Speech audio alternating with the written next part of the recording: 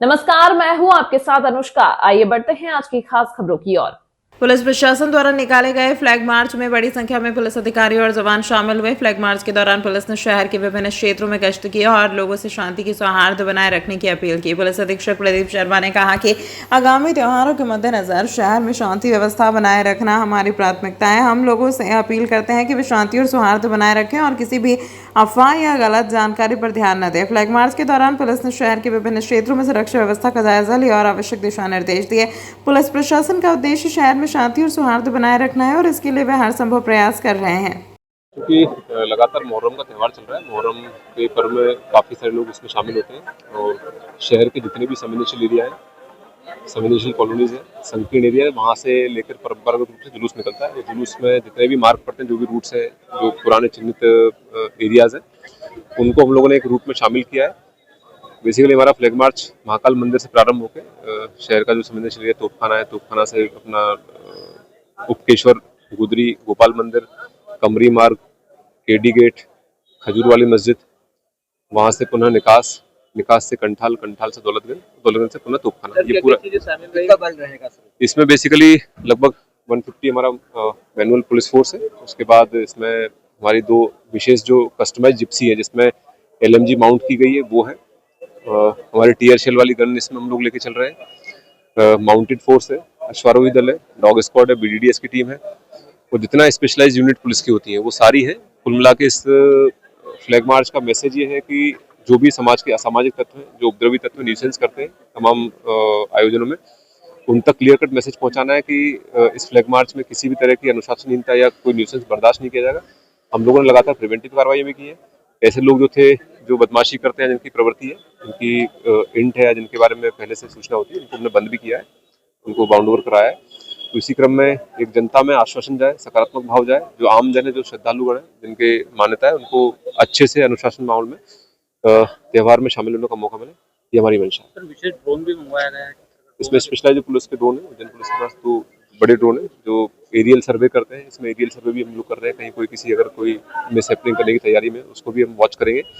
Drone से सर्वे कर रहे हैं, पैदल सर्वे कर रहे हैं। टीम्स हमारी लगातार सिविल ड्रेस में भी लगी हुई है। ये सारी पूरी कंप्लीट तैयारी के साथ हम लोग फ्लैग मार्च ऑर्गेनाइज कर रहे हैं। जो लव जिहाद के रूप में सामने आया, लड़की ने थाने पर ब्लैकमेलिंग कर गलत काम करने का आरोप लगाया है। खाचरोद पुलिस ने लड़की के बयान पर मामला दर्ज कर आरोपी साहिल को गिरफ्तार कर लिया है। हिंदू संगठनों ने रेस्टोरेंट संचालक पर कार्रवाई की मांग की है। मामले में खाचरोद थाने में निरीक्षण के दौरान साहिल से SP शर्मा ने पूछताछ की। SP शर्मा ने रेस्टोरेंट पर कार्रवाई पर मीडिया के सवाल पर बताया कि सभी थाना क्षेत्र के होटल की चेकिंग की बात कही। स्कूलों कॉलेजों में अपराधों के बारे में आमजन को जागरूक किया गया। वहीं SP शर्मा से उक्त ढाबा संचालक पर और ढाबे पर कार्रवाई के बारे में जानकारी चाहिए तो उन्होंने होटल, जिम आदि पर चेकिंग करने की बात कही। सर, अभी एक लव जिहाद जैसा मामला सामने आया है, उसके लिए क्या पुलिस कार्रवाई रहेगी? इनके संबंध में हम लगातार स्कूलों में लगातार जो प्रिंसिपल्स हैं, टीचर्स हैं, पेरेंट्स हैं, उनको अवगत करा रहे हैं कि जैसा कि अवर साहब ने भी कहा है कि सोशल मीडिया के आने के बाद से बहुत ज़रूरी है कि पेरेंट्स और टीचर्स बच्चों की मॉनिटरिंग करें, किस तरह के लोगों से वो संपर्क में, किस तरह के सोशल मीडिया वेबसाइट्स को वो एक्सेस कर रहे हैं, उसके बारे में हम लगातार अवेयरनेस फैला रहे हैं। कुछ IT सेल द्वारा भी इंटरेस्टिंग पोस्टर्स और शॉर्ट फिल्म्स बनाई गई हैं, जिसको सोशल मीडिया पर वायरल किया जा रहा है। अभी इसके संबंध में हम लोग सोशल मीडिया से रिलेटेड एक कैंपेन और एक क्विज प्रतियोगिता भी पोस्टर मेकिंग और शॉर्ट फिल्म मेकिंग की स्कूल्स में जारी करेंगे, जिससे बच्चों को, खासकर जो नाबालिग बच्चे हैं, उनको इसके बारे में सतर्क। हाँ सर, अभी जो ढाबा पे जो है, तो ढाबे वाले पे किसी को कार्रवाई, मतलब दुकानों पे जो बिना आधार कार्ड के ले गए हैं, वो बिना उसके ID के? सभी ढाबों पर चेकिंग की जा रही है। सभी आसपास के जो बाहर से आए हुए, चाहे सुनार हो, चाहे उनके काम करने वाले लोग हैं, उनके चेकिंग की जा रही है। सभी जिम्स की अभी हम लोगों ने चेकिंग करवाई थी। अभी इंटरनेट कैफ़े, कॉफ़ी शॉप और रेस्टोरेंट्स की लगातार चेकिंग की जा रही है। वृद्ध ने न सिर्फ किशोरी के साथ छेड़छाड़ की, बल्कि उसे गंदे इशारे भी किए। वृद्ध की इस हरकत से आहत किशोरी अपने घर के अंदर जाकर दुबक गई। डरी सहमी सी बेटी अंदर ही अंदर घुट रही थी, किसी के भी सामने अपना दर्द बयां करने से गुरेज रही थी। परिजनों ने जब सुरक्षा का दिलासा दिलाकर उसे जब मुंह से सच जाना, तो बूढ़े की गंदी नजरों का कारनामा सामने आया। इस घटना ने न सिर्फ परिजन ही नहीं, जिसने भी बेटी के दर्द की दास्तां सुनी, वहां उसके मन में गुस्से का गुबार फूट पड़ा। पीड़िता ने थाने पहुंचकर पुलिस को आप बीती सुनाई, तो पुलिस ने गंभीरता दिखाते हुए तत्काल बीएनएस की धारा 78-79 और पॉक्सो एक्ट की धारा 9-10 में एफआईआर दर्ज कर आरोपी को गिरफ्तार किया। कई दिनों से पीछा कर रहा था, छत से अश्लील इशारे किए। पीड़िता के कथन अनुसार नज़ीर उसका कई दिनों से पीछा कर रहा था, उसे देखकर वह अश्लील इशारे करता था। अपने घर की छत से उसने बच्ची को अश्लील इशारे किए। नज़ीर की हरकतों से सहमी बालिका अपने घर के अंदर भाग गई। पुलिस बोली, बच्चों को सुपर हीरो की कहानी से गुड टच बैड टच सिखाएं। एसआई योगिता उपाध्याय ने कहा, बच्चों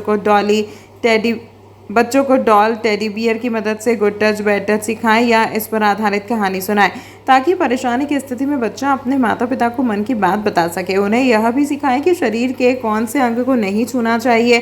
सुपर हीरो गेम बच्चों को बताएं कि वे खुद के सुपर हीरो हैं। अगर उन्हें कोई गलत तरह से टच करे तो सुपर हीरो की तरह खुद की रक्षा करें और मदद के लिए भरोसेमंद बड़े को बुलाएं। बच्चों को बार बार यह समझाएं कि उनका शरीर उनका है और किसी को भी उनके निजी हिस्सों को छूने का अधिकार नहीं है। थाना नागदा में कल एक प्रकरण पंजीबद्ध हुआ, जिसमें नाबालिग लड़की को 83 वर्ष के बुजुर्ग व्यक्ति द्वारा प्रताड़ित छेड़छाड़ करने का मामला सामने आया था, जिसमें हमने पीड़िता की मां के द्वारा रिपोर्ट दर्ज कर अपराध पंजीबद्ध किया, जिसमें हमने बीएनएस की धारा 75-78 तथा पोस्को की धारा 9/10 की धाराओं में अपराध पंजीबद्ध किया था, जिसमें हमने पीड़िता और तथा उसके मां के माननीय न्यायालय में धारा 183 के कथन भी कराए गए हैं तथा उक्त आरोपी जो 83 वर्ष के थे उनको गिरफ्तार करके आज माननीय न्यायालय के समक्ष पेश किया है। पिछले 2-3 दिनों में तेज धूप और उमस के कारण लोगों का हाल बेहाल था, लेकिन आज सुबह से ही मौसम सुहाना था और दोपहर में हुई बारिश के बाद लोगों ने राहत की सांस ली। लेकिन कई निचले हिस्सों में जलभराव की स्थिति बन गई, जिसके कारण लोगों को आने जाने में परेशानी का सामना करना पड़ा। आपको बता दें कि बारिश शुरू होने से पहले प्रशासन लाख दावे करता है कि इस बार बारिश से निपटने के लिए कई व्यापक इंतजाम किए गए। छोटे बड़े नालों की सफाई की गई है ताकि जलभराव की स्थिति न बने, लेकिन जब बारिश होती है तब प्रशासन की पोल खुलती हुई नजर आती है। आज भी ऐसा ही नजारा देखने को मिला। कई क्षेत्रों में जलभराव की स्थिति बन गई, जिसके कारण लोग परेशान होते दिखाई दिए। हालांकि बारिश ने लोगों को गर्मी और उमस से राहत दिलाई। और ऐसे कंडीशन रहती है, इंसान कहते हुए निकल जाए, उनको कोई सरकार को कोई परवाह नहीं देती है। नाली होकर जाम होता है, चक्का जाम हो जाता है, तो हम क्या करना चाहिए मजदूर लोगों को। यहाँ पे पिछली बार हो गया था, पिछली बार हम मरते बचे 2 जने ने जब हाथ से पकड़ के निकाला है। आपका नाम बताओ। मेरा नाम पिंकी है। इस अंक में फिलहाल इतना ही। अगले अंक में आपसे फिर होगी मुलाकात। तब तक के लिए नमस्कार।